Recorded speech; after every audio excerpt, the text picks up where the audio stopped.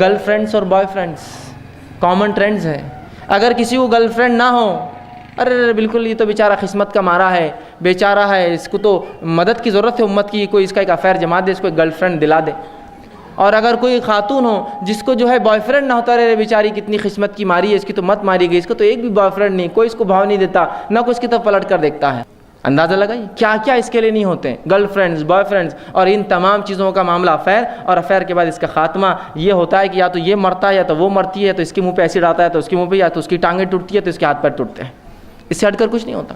یہ تمام چیزیں ہیں، اور اس کے علاوہ انگنت بتانے کی مجھے بہرحال ابھی وقت نہیں ہے. ان تمام میں ہمارا نوجوان وقت گزار رہا ہے، جوانی جیسی عظیم نعمت کو جو برباد کرتا ہے، جبکہ اس شریعت نے جوانی کی اتنی زبردست اہمیت بتائی، اتنی زبردست اہمیت بتائی، جس کی یاد رکھیے کوئی انتہا نہیں یاد رکھی.